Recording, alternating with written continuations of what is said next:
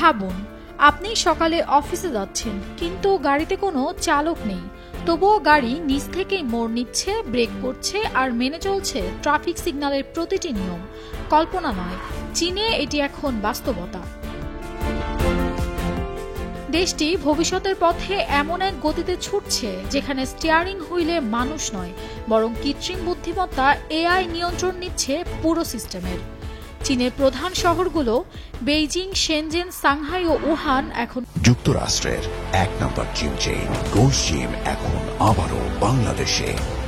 বসুন্ধরা আবাসিক এলাকা ও Bashundhara city shopping মলে স্বয়ংচালিত রোবোট্যাক্সি শহরে পরিণত হচ্ছে। এসব গাড়ি নিজেই রাস্তা চিনে, ট্রাফিক বোঝে, মোড় নেয় এবং যাত্রীকে নিরাপদে গন্তব্যে পৌঁছে দেয়। এই রোবোট্যাক্সিগুলো লেভেল 4 স্বয়ংচালিত প্রযুক্তিতে চলে, অর্থাৎ নির্দিষ্ট এলাকায় সম্পূর্ণভাবে চালকবিহীনভাবে পরিচালিত হতে পারে।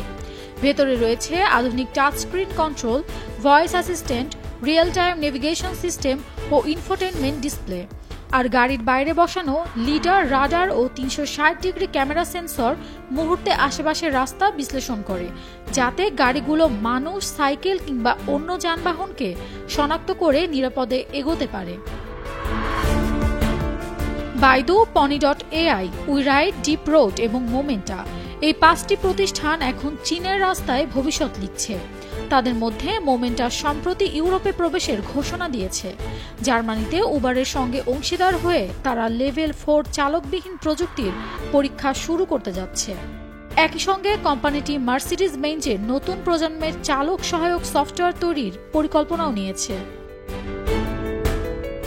বিশেষজ্ঞদের মতে, ইউরোপের চীনা কোম্পানিগুলোর এই প্রবেশ পশ্চিমা বাজারে প্রতিযোগিতা আরও তীব্র করে তুলবে। এদিকে উইরাইড ইতিমধ্যে গুয়াংজু ও সাংহাইয়ে তাদের রোবোট্যাক্সি সেবা সম্প্রসারণ করেছে, আর বাইদুর অ্যাপোলোগো সার্ভিস ছড়িয়ে পড়ছে নতুন নতুন শহরে। চীনা সরকার 2035 সালের মধ্যে পুরো দেশ জুড়ে স্বয়ংচালিত গাড়ির নেটওয়ার্ক তৈরির রোডম্যাপ ঘোষণা করেছে। বিশ্লেষকদের মতে, এই গতিতে এগোতে পারলে চীন খুব শীঘ্রই টেসলা বা ওয়েমোর মতো প্রতিষ্ঠানের সমকক্ষ তো বটেই, বরং সেই সাথে প্রতিদ্বন্দ্বী হয়ে উঠবে।